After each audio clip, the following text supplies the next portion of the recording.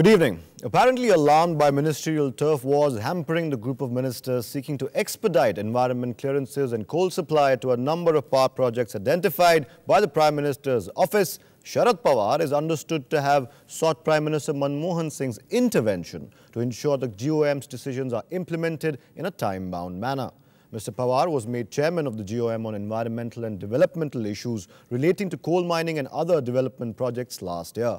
The GOM has already directed the Environment and Coal Ministries to sort out issues pertaining to 8 particular projects earmarked by the Prime Minister's office. The GOM has warned against procedural delay or impractical interpretation of statute and feels that this will hamper developmental needs. By a conservative estimate, around 7 lakh crore rupees worth of infrastructure projects are stuck due to non-clearance from either the Coal or the Environment Ministry.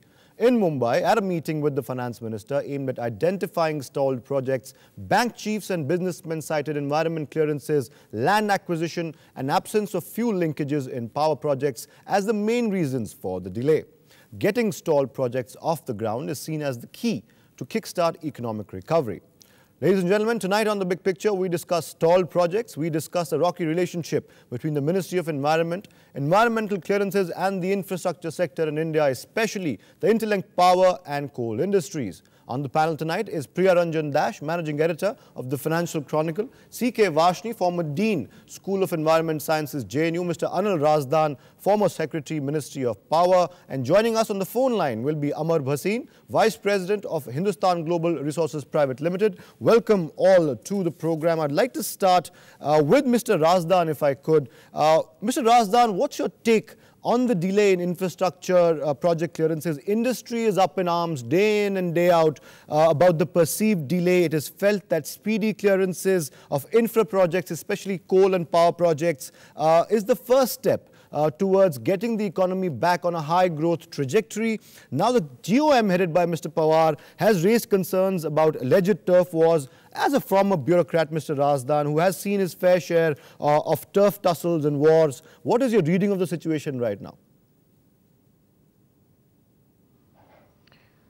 I think we need better coordination, swifter coordination between the different ministries and departments, because ultimately we have to understand that we serve the people of India and our task is to try and maintain a healthy rate of growth, which will be an instrument to eradicate poverty, if not reduce it substantially, at least in the years that we have in the 12th plan.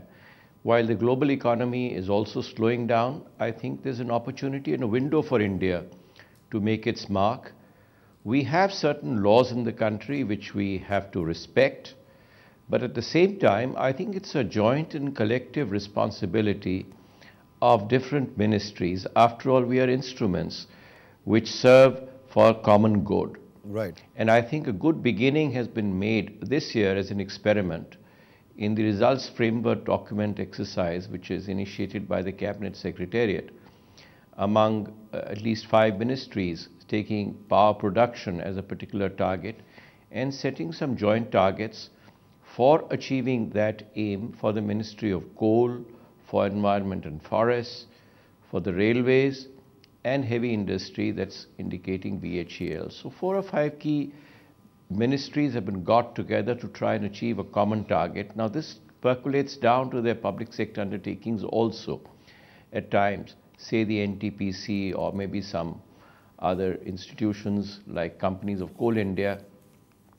I think India is a very large country. Integration is a problem, and particularly when you're implementing large projects which necessarily will have an impact on the environment and forests. Right. You need better coordination, you need better connectivity. Right, right. Mr. Razdan, and in recent years, you see what has happened is that I think Mr. Razdan, I'll come back to you. Increasing tendency not to take decisions. Right, right. Mr. Razdan, I'll come back to you. I want to get another perspective in right now. Priyaranjan, you heard what the former bureaucrat, he spoke like a true bureaucrat, obviously. What's your take on the situation? There's been a sort of an alarm sounded by Mr. Pawar, or you know, it is of course a source-based story like we were discussing. It is learned that Mr. Pawar has sounded out the PM on this issue. What is your take on all of this, on the tussle wars and the turf wars between ministries? I agree with Mr. Razdan that these projects require greater coordination among between two ministries and among all the ministries that are involved in this. But I think more than it's just not a matter of coordination, as it sounds. If you look at from Mr. Sharad Pawar's letter to the Prime Minister, that suggests not only a governance deficit which can be bridged by better coordination, but in fact a collapse of governance, one would say. A group of ministers takes a decision and instructs two ministries to coordinate and come to some solution, and that is not done after almost a year. Now, that is a very serious situation. What it suggests is we need a total re-engineering of our governance.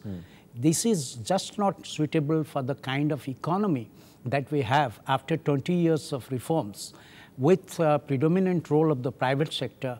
And India needs these large projects in infrastructure and in other areas, and these projects will have environment impact. There are environment laws. India needs to protect environment. Those are as important as the projects, to mine or to make a ton of aluminium at the cost of posterity, I'm not definitely, that is nobody's case. Right. So the point here is that you need a complete overhauling of the way we try to approach these project clearances process and among the ministries. For instance, now there has been a proposal to create a overarching environment body which would have independent data information, the collection of which and the submission which by the project authority normally leads to delay. Right. And there is a lot of to and fro because the clearance authorities in delays as well. So to build up a data bank, to build up resource, you have a shortage, to say the least, of actually personnel who understand the environment impact and can assess them clearly. Mr. Dash, I'd like to come to this issue right back, this issue in just a bit, and I want to talk to Professor Varshney also. Before I come to Professor Varshney, I'd like a quick question to Mr. Amar Bhasin. Amar, you represent the industry in a manner of speaking. You are involved in coal projects. You have a sense of what investors and foreign investors really perceive the situation to be in India. What is the industry's take really on delayed projects and clearances? Well, I actually represent Valley Longwall International for India, and it's one of the large mining equipment manufacturers. And we have been, stuck ourselves in regulatory issues of getting the DGMS clearance. So even there are projects in India, we visited the coal mines, the coal companies, and even though the mines are being developed, a lot of equipment, because of want of equipment, they can't progress in production because the DGMS, which is under the Ministry of Labour, requires, retesting of each and every equipment in India, which is already certified to international standards.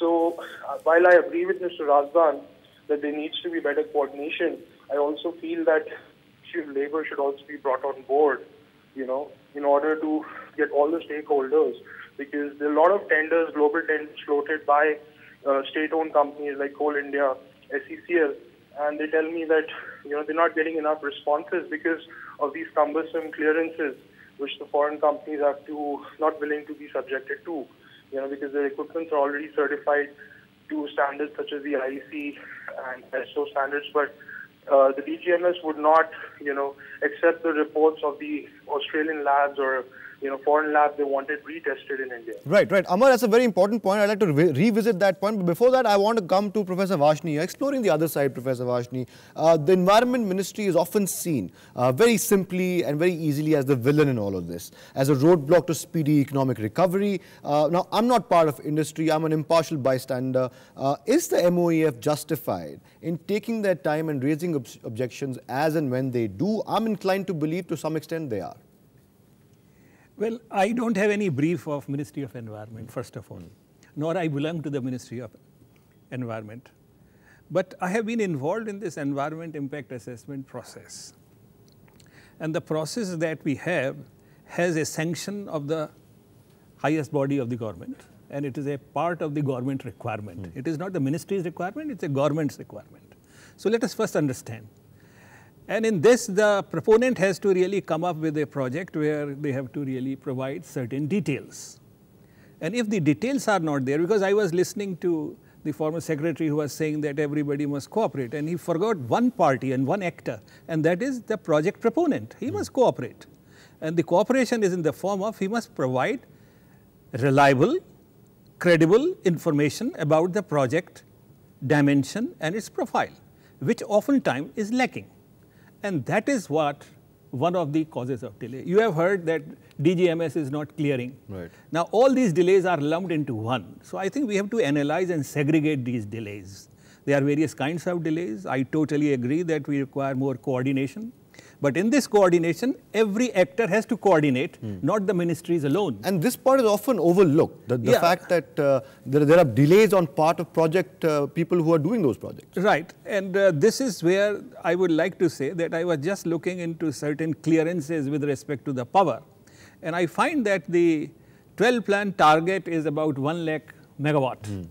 And the ministry, it seems, has already cleared project worth 1,80,000 megawatts, and we do not see them on the ground. So, I think the coal linkages has nothing to do with Ministry of Environment, and there is nothing. And it is also, to my mind, as an academician, looks little weird to say that environment is blocking in some sense.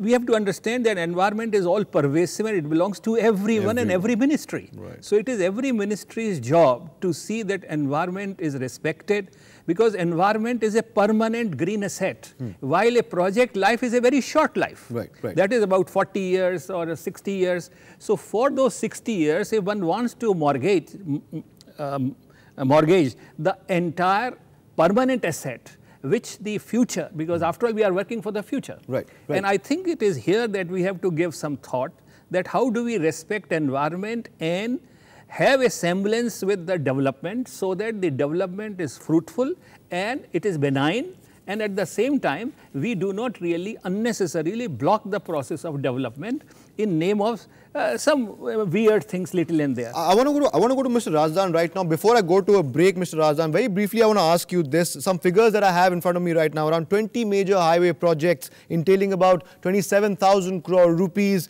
in investment have been stuck for long because of environmental clearances. Contracts for only 1,100 kilometers were giving. Looking at these figures, one would be inclined to get the idea that the MoEF is the villain here. But that's not the whole story. It's not that simple. It can't be.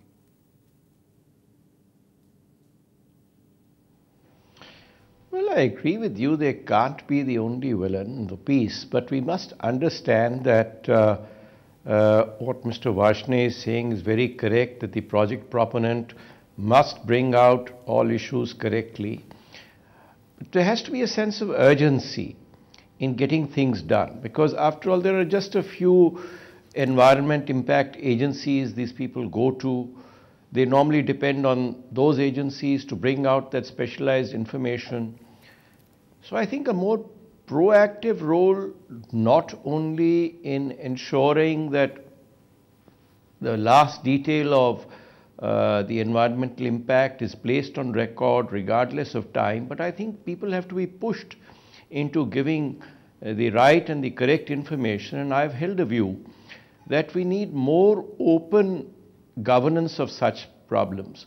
Why don't we open up these environment impact assessment committee meetings on some development channel, so that people come to know precisely what is being presented, what is being asked for? Because the longer we stall these projects, the greater will be the cost impact, the people will be put to greater problems. And I think one factor which we are missing out in recent times, in the last few years, is that people in government generally are scared of taking decisions. Well, this is not entirely true of the private sector, but in the government at least, because they feel that there may be too many post-mortems subsequently. And in our system of audit and vigilance, we never say what is the cost of not taking a decision. But a cost of having taken a decision this way or that way is certainly accounted for. Right. Now that environment has to be cleared up. We've got to clear this atmosphere of mistrust, distrust. I think good work can only be done in an environment where we are trusting people and asking them to put their best foot forward in the fastest possible time so that resources are put to use very fast and people get the benefits very fast. On that note, sir, we'll take a small break. We'll come back. We'll talk a little more about environmental clearances projects and the delays that we see in, say, big projects like ultra mega power projects and some coal projects as well. Don't go anywhere. Lots more to come on The Big Picture. Stay tuned. Welcome back to The Big Picture. We're discussing delays, environmental clearances and delays in big infrastructure projects. Mr. Dash, I'd like to ask you this. About 100 infrastructure projects. This is what Mr. Chidambaram told a group of businessmen yesterday in Mumbai. 100 infra projects across sectors like power, coal, iron, steel, road transport, what have you, have loan approval, but are yet to start. According to a finance ministry study, about 54,000 crore in bank loans are at stake until these projects are fully commissioned. Now, that's a lot of money at stake, Mr. Dash. The hopes of an entire industry, infra industry, are now linked with environmental clearances. Given this scenario, do you think the MoEF and obviously other ministries as well are putting enough effort, coordination-wise, to sort out differences with each other, or perhaps they could do better? When I said what we need is an overhaul of governance, the system, what I meant was that, you know, be it environment clearance, of course, there is an obligation on the government as a whole, not only the ministry, to ensure that the environmental laws that have been passed by Parliament, by the people of this country, we want our environment to not to be damaged in any way, are respected and are observed so that we are protected. That is one. But along with that, it's also the government's responsibility to see that the development process is not blocked. For that, why not create a structure where you have a shelf of, say, 1,000 projects. You know, there are 100 projects which have got financial closure and are not being implemented because of delay in clearances. Now, why can't we have a situation where you have cleared projects, environmentally cleared projects on offer for public sector enterprises, private sector enterprises to come and participate? Now, it's not that the government has no personnel or people or institutions to handle it. There is a whole planning commission in this country which is quite irrelevant in the present kind of situation in terms of its traditional role is concerned. It can take up that role. Well, what's your take on the CCI? There's planning single window clearances. What's your take on that? Briefly, if you could. CC, you know, lots of hopes were resting on that, that every ministry, as the governance in this country is structured, every ministry has a set of laws to implement. The executive, that is what executive is all about, to implement law. Now, Environment Ministry has a set of laws to implement for which it's accountable to Parliament. Naturally, there was some concern when this institution of... and the concerns came from the Environment Ministry. Yes, it came from the Environment Ministry, it came from the Tribal Affairs Ministries. There are other ministries, because those ministries are responsible under our system to Parliament to execute the laws that have been passed by Parliament. Right. Now, having done that, now Prime Minister chairs a committee of, a cabinet committee responsible for fixing deadlines. That, I think, broadly was the idea. Right. So that if there is undue delay, at least the ministries are, the GOM of which was chaired by Mr. Sharad Pawar is another such mechanism. As we have discovered from this letter that he has written, this mechanism is not working. It's not really and the experience so far, even with regard to the Cabinet Committee on Investment, has been that they have not been able to make much progress. You know, they worked a little bit on the oil exploration side, and they seems to have sorted out a few projects there. So I want to get another view from Amar right now, the sort of industry view. Amar, we don't have much time, but I want to ask you this question. What are the main grievances? And I know you mentioned a couple when I asked you a question before, that the coal sector in particular would want addressed, a wish list of sorts. I know you were part of that big CII conclave where Rahul Gandhi made that big speech. What is the sense that you got from officials there when you met them and interacted with them? And do you see things picking up in the near term? Well, definitely, Athar. I see that the things are going to pick up because I see there's going to be a paradigm shift. And there have been, the Prime Minister in his speech mentioned, the Honorable Prime Minister mentioned regarding how the approvals from the Gran Sabha is not required anymore for linear projects. similarly, we need to remove the roadblocks. And, Minister Anand Sharma and even Mr. Manish Tiwari, they have been talking about single window clearance mechanism for a while.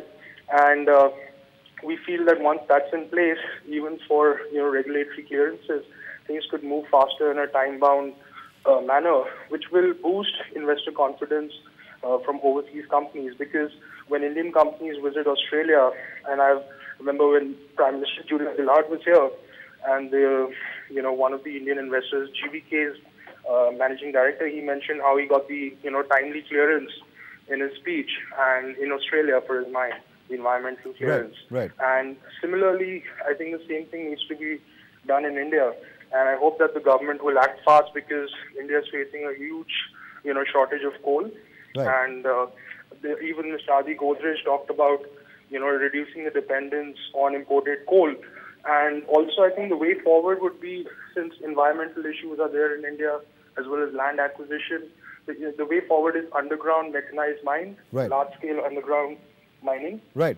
I think the government should consider seriously. Right, that's something that the government perhaps should consider. I have time for about one more question. I want to put that to Professor Varshney right now. Professor Varshney, green norms, it is said, are suffering, one would say, in the persistent tussle between, say, the mining and the environment ministries. There is this inviolate mining areas that they came up with that idea, and that was scuttled by the GOM on the grounds, and I quote right now, that the parameters used for selecting the inviolate areas were too restrictive, one, and unjustifiable against the backdrop of increasing mineral demand in the country. And other such concerns, like the renewal of environmental clearances. Once a company finishes one project, they don't have to get a new environmental clearances.